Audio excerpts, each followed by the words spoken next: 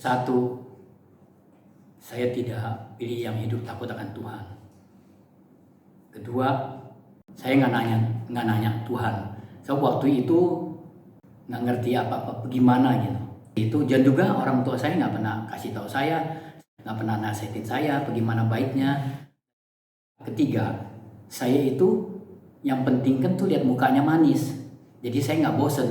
Sebab pada waktu itu saya lihat kebanyak laki rumah tangganya ribut karena suaminya punya perempuan lain lagi, karena istrinya itu nggak cantik. Itu menurut pendapat saya.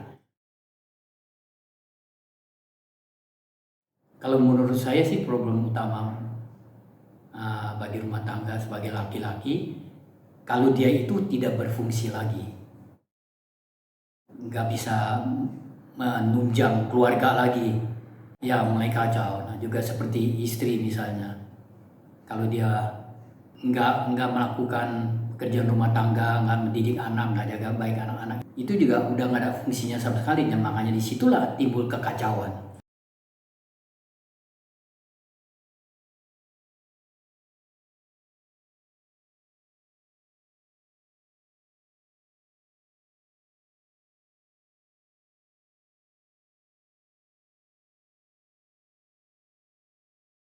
Kalau prinsip itu dilanggar, semua itu nggak akan benar. Prinsip Alkitab itu nggak boleh dilanggar, harus benar-benar dipatuhi apapun yang terjadi. Sebenarnya saya juga udah coba ngomong hati ke hati,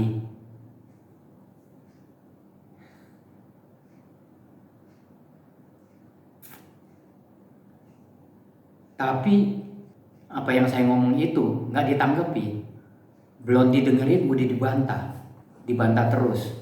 Saya seolah-olah kayak nggak dikasih kesempatan, jadi seolah-olah dia itu seorang rumah tangga, dia lebih tahu, ya tidak menghormati.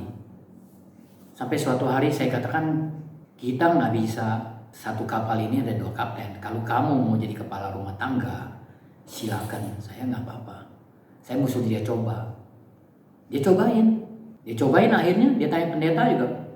Tanya pendapat pendeta. Pendeta ada satu, kasih dia pendapat. Suamimu kerja nggak kerja, tetap dia suamimu, tetap dia kepala rumah tangga. Itu udah menurut Alkitab. Kalau dia nggak senang, dia nggak datang lagi ke gereja. Carilah calon istri atau calon suami yang hidupnya takut akan Tuhan. Itu pesan saya, itu paling penting.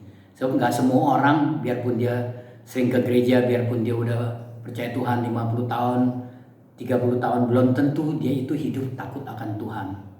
Itu yang paling penting. Sebab kalau dia itu hidup takut akan Tuhan, jadi tidak akan menyimpang. Biarpun dilepasin, biarpun nggak dipusingin, dia tetap kembali lagi ke jalurnya. Jadi si istri, si suami itu tidak usah pusing, nggak usah ada rasa cemburu, nggak usah ada ini. Sebab dia jalan lurus menurut kehendak Tuhan. Jadi jalan lurus itu artinya selalu jalannya di atas kebenaran, kagak ada dia nyimpang. Misalnya dia harus pulang rumah, oh ada teman ajakin, yuk pesta dulu begini-begini, mau pengaruhi dia gini-gini, dia nggak mau, dia mau buru pulang karena tanggung jawab saya. Yaitu buat apa saya pesta-pesta, nggak ada artinya. Nah itu juga si suami habis pulang kerja capek-capek, teman ajakin yuk kita minum-minum dulu, jangan di rumah mulu, bosan kan, mesti cari yang baru di luar begini-gini. Dia nggak pusing, pokoknya dia karena dia takut sama Tuhan, akibatnya makanya dia jadi suami yang baik, dia pulang.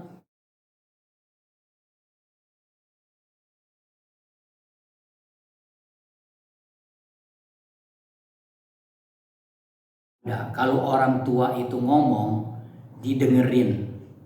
Saya udah alamin juga masalah ini. Orang tua itu saingan anak muda tidak akan cocok selalu. Begitu juga anak muda ngomong sama orang tua tidak akan ketemu. Karena masing-masing mempertahankan prinsipnya. Orang tua anggap ego orang tua nih, lu tahu apa? Ya tau, anggap dia tuh selalu benar. Padahal zaman itu berubah. Begitu juga anak muda, lu tahu apa? Pegang HP aja lu kagak ngerti, hidupin HP kagak ngerti gini. Makanya anak muda kalau punya pikiran begini, orang tua punya pikiran begini, nggak bakal ketemu. Ini saya udah praktekin tapi masih nggak berjalan. Maksud saya begini, saya sebagai orang tua, saya harus mengerti anak saya tuh udah dewasa semuanya. Udah punya istri, udah punya anak. Ya, mereka tuh udah cukup umur. Nah, saya anggap mereka itu saudara saya. Jadi saya usahain kayak temen gitu. Nah juga anak-anak ini kalau orang tua nasehatin, dengerin aja. Dengerin, jangan dinyautin. Kalau kamu nyautin jadi menyakiti hati orang tua. Sebenarnya maksudnya orang tua tuh baik. Kalau bukan anaknya dia nggak mau bilangin. Nah makanya kamu dengerin aja. Yang mengambil keputusan kan kamu. Ya kan? Kamu yang mutusin. Dia cuma ngomong gitu, iya pak, iya pak. Orang tua kita kan nggak lama lagi itu. Apa salahnya kita dengerin? Kita bilang iya iya. Nanti kita yang putusin. Kita mau ke kiri ke kanan kan nggak ada urusan dia. Itu kita yang mengambil keputusan. Kamu sebagai anak untuk menghormati orang tua karena kamu harus hormat tua. Kalau kamu tidak menghormati orang tua itu melanggar hukum yang keenam kalau nggak salah. Ya kan? Hormati orang tuamu. Nanti kamu jangan sampai jadi anak murtad. Sekarang ini saya juga masih dalam kesulitan, anak-anak situ belum dekat sama saya, masih jauh. Saya nggak tahu ada problem apa, tapi kan saya usahakan terus. Mungkin juga kalau saya cerita panjang, mungkin karena rumah tangga saya berantakan. Ajaran Tuhan itu menurut saya, jangan menyombongkan diri kita. Jadi yang penting di sini, jadi orang tua dengan anak itu saling mengasihi.